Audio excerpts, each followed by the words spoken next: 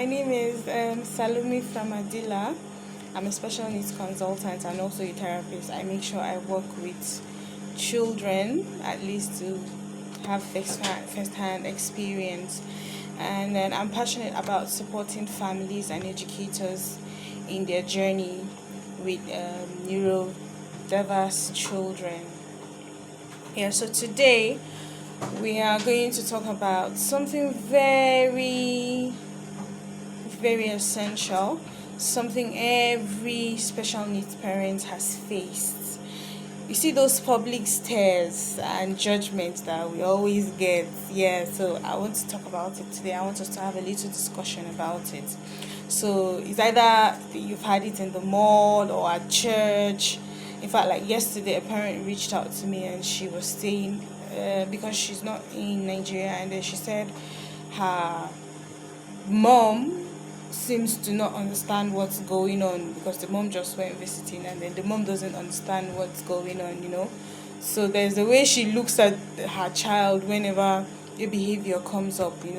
So but then this is what we're going to discuss about. I know that most times people stare at us when they don't understand these things, but now the question is, how do you handle it with confidence? Yes, that's the question we're going to answer today. How do you handle such things with confidence? You know, so just a question I want to throw out to us: have you ever been in a situation where your child was having a meltdown in public and you felt judged? If you've been in that kind of situation, then my dear, you're not alone. Yeah, I would have said you should drop like a comment if you've been in that situation. Yeah, you can do that. You can drop a comment if you've been in that situation. You see, the truth is, many people don't understand what neurodiversity is, and that's what we always try as much as possible to preach.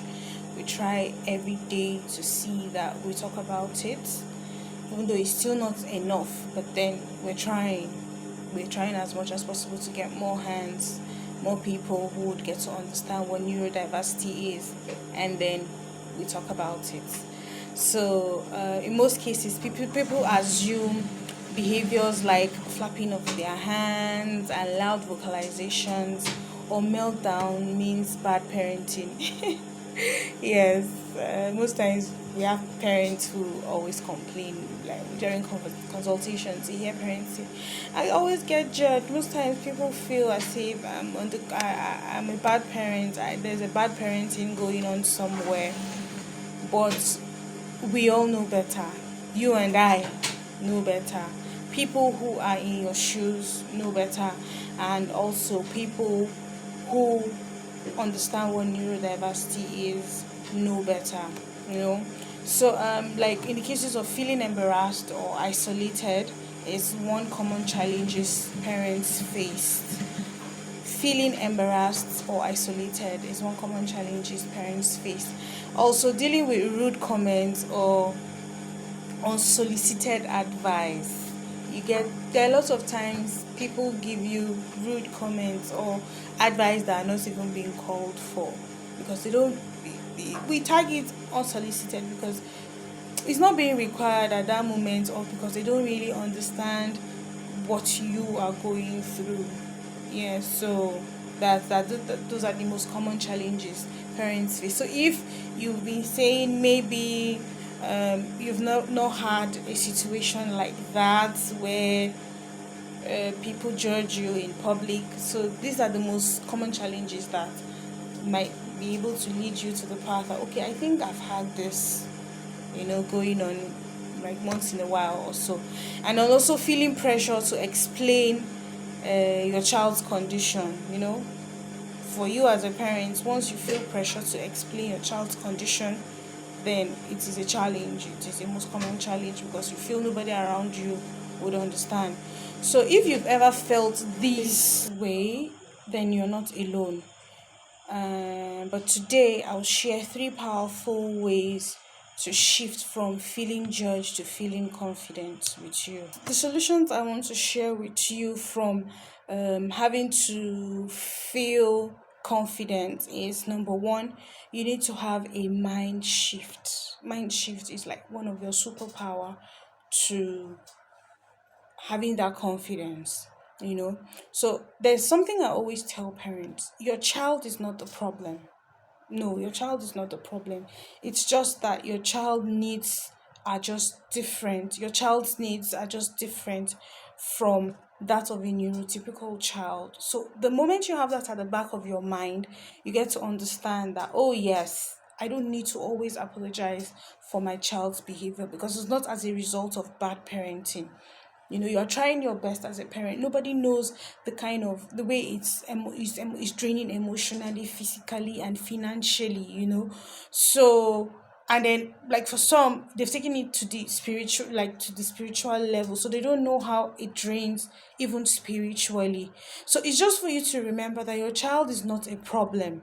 Their needs are just different from that of the neurotypical, or from that of the parents who their child seems to be having good parenting. Leave it to them that yes, they are having a good parenting lifestyle with their child or whatsoever, and then have it at the back of your mind that you are not having any form of bad parenting. No. So the moment you do that, when you stop feeling the need to apologize for your child's behavior, then people's judgments completely lose power over you. That way, you begin to feel confident about yourself. You begin to feel confident about your child. You begin to try as much as possible to help your child. There are a lot of times I get to talk to parents, and then they say, I don't know how to go out with this child. Like, there's sometimes when I have IEP meetings with the team and with the parents, you hear parents say, most times this child does this child does that, and then I don't know how to stop the child in public because it feels like I'm not doing well as a parent, mainly from mom or people who have like stepchildren who are neurodivergent children, neurodiverse children. So, and then as much as possible, as they're trying to be good parents despite the fact that they're step parents, it just comes in as if naturally they have this bad parenting skills, but then it's not always like that. They try as much as possible. Sometimes they even carry the weight of of the parents, just like because they maybe share something in common, and then because they have siblings who are also their children. But I don't want to go deeply into that. I just want you to understand that most times it's not as a result of bad parenting. In fact, in all cases, it's not as a result of bad parenting. But the moment you understand, and then you stop feeling the need to apologize for your child's behavior, then people's judgments lose complete power over you, like total power over you. So number one is your mind shift. Number two is for you to prepare a go-to response. So we have parents who most of the time they don't know how to explain um their child's needs or their child's condition now to people. I've had a parent call me like twice since January, and then she said, I want you to please help me talk to my child's Islamia teachers. And then right now we are currently working on how to train them. But then she already has a go-to response, and then I like the fact that she has a go-to response.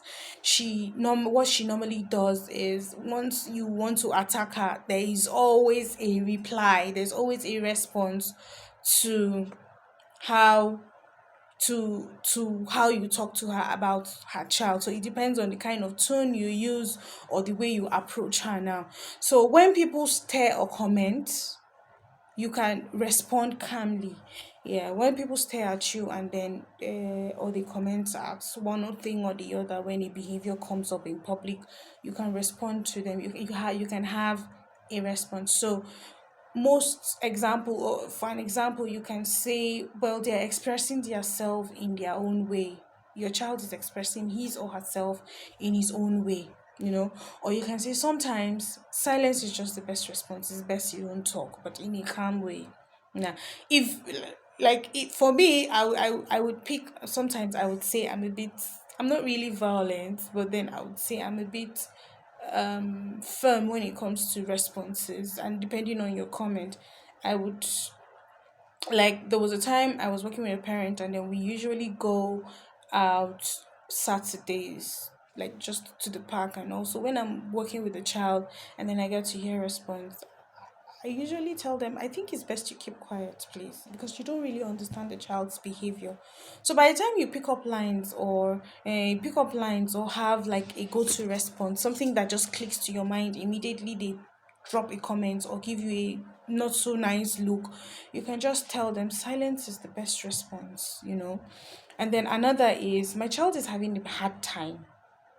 Um you can just tell them my child is having a hard time, um and is not giving me a hard time, or you can just leave it as my child is having a hard time. That's best. That's just what is best for um the commenter, anybody who wants to give you the comment, you get.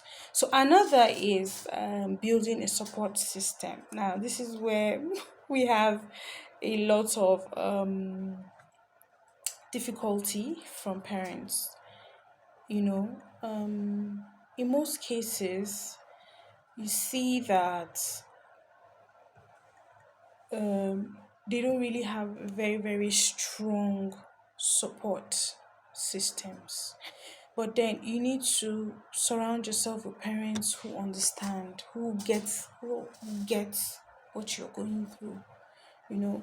There are support systems out there. We have people or specialists who have been able to set up a support system that helps parents. Like for me, I have one. It's called the Special Voices. But then to be honest, it's I've not really been too active there. But then I mean, we have people who have active ones. Yes. So, surrounding yourself with surrounding yourself with parents who get it, who understand what you're going through, who have similar experiences is best. Is you building support system. They will tell you how they've been able to overcome one challenge or the other. Mainly if you're a new parent, a parent who just newly got a diagnosis, you know. So whether it's an online community or a local support group, you know, knowing that you are not alone makes a lot of difference. Knowing that you are not alone makes a lot of difference. So number one is for you, one of the things that will make you shift from feeling judged to feeling confident is number one, shift your mindset. You need to prepare a go-to response. Please try as much as possible not to sound rude, but then be calm about it. It might be rude, but then, or it might be straightforward. Let's put it this way: it might be straightforward, but then become giving out that response. And then also build a support system. Try as much as possible to find communities. We have a lot. If you have problems finding a community, we are here to help you. We could help you, merge you, or we could try as much as possible to get engaged in our own. I think one reason why we aren't really engaged is because of the way parents respond. So parents' response are not really, it's not really a back and forth response, but then we're getting there, you know. So I hope this has been helpful. These tips I've given, or this pain point I just touched, has been helpful. If you find this helpful and it resonates with you, like what you're currently going through, you can just drop us a comment, you know. And if you want to go into, if you need more parenting strategies, I'm here to help. You can send us a DM quickly. Yeah. And then next week, I don't know, maybe we're going to be discussing home based therapy services. Yeah. So these are practical tips to help your child progress faster from you.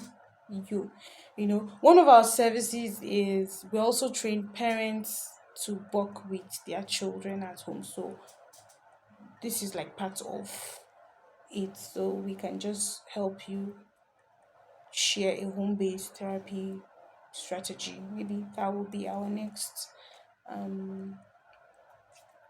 will be our next topic of discussion. So please don't forget to share with a parent who needs encouragement today. Okay? See you next week. Bye.